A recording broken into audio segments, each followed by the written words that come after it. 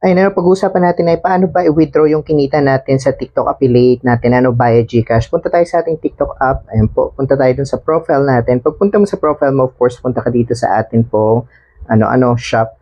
Guys, dito nga pala, sa hindi marunong mag-affiliate at wala pang idea sa pag-affiliate, meron po tayong mga tutorial dyan kung paano maglagay ng GCash as withdrawal, kung paano maglagay ng what do you call this, mag-create ng account and mag-apply sa TikTok Shop. Ano, may tutorial po tayo dyan. And of course, ayun po, kung may tanong kayo about TikTok, affiliate, ayun, let me know po at gagawa natin ng tutorial. Of course guys, pagpunta mo dito sa TikTok Shop, punta ka dito sa atin pong arrow, ayun dyan sa may gilid, pindutin mo yan.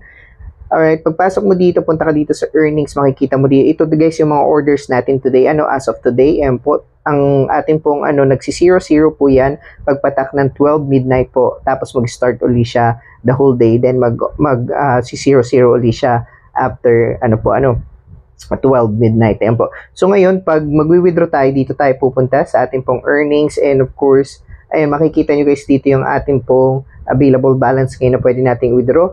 Punta tayo dito guys para makita nyo yung ating withdrawal history. So punta kayo dyan, makikita nyo dito yung aking withdrawal history. Ayan po. Pakita natin sa inyo, dito tayo sa withdrawal. Makikita nyo doon sa taas yung withdrawal. Ito na po yung ating mga na-withdraw for the past few days. So ayan po, may mga date din naman. GCash po natin wini-withdraw. November 18, November 17, 16, 16. Dalawang beses po tayo nag-withdraw. Ayan po, November 14, 13, 12. At saka, ayan po, November 7 po. Ayan po, 1,000, 200, 300, 400, 200, 200, 100. Yan po yung withdrawal history natin. And ngayon po ay meron tayong 629.26. Ayan po, withdraw natin. Pindutin natin yung withdraw.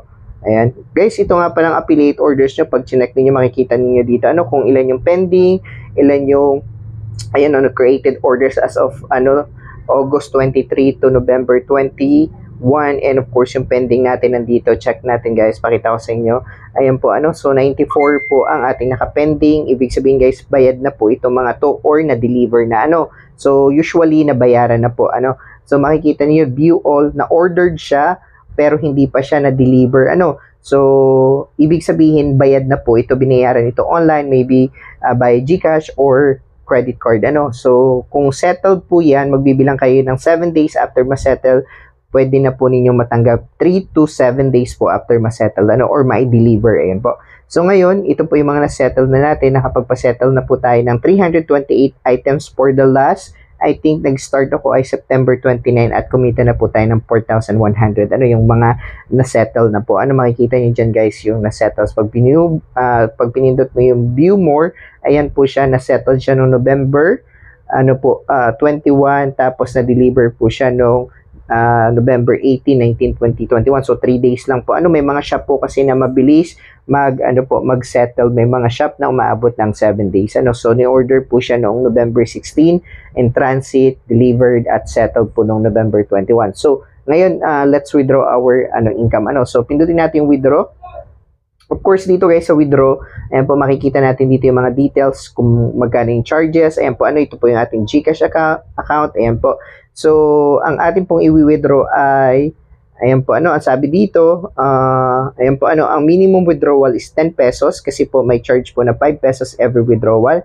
Ang maximum po ay 100,000. Funds should arrive in 1 business days. Ayan po. Pero usually, dumadating din naman within the day po. So, na-experience ko naman na hindi pa ako na-delay ng kahit isang araw. So, i-withdraw natin sila ng 629.26. Pindutin natin dito? 629.26.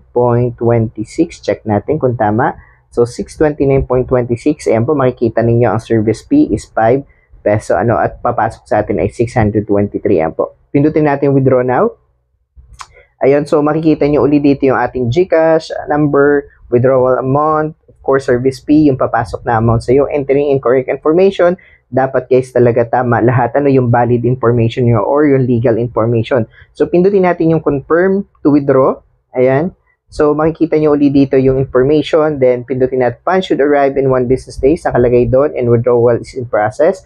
Balik tayo. Makikita nyo magsi-0-0 siya at ayun po may email na po sa atin. Ayun po mayroon na po message sa atin. Check natin. Ayan po you have received 623 from GCash reference number, nakalagay po diyan.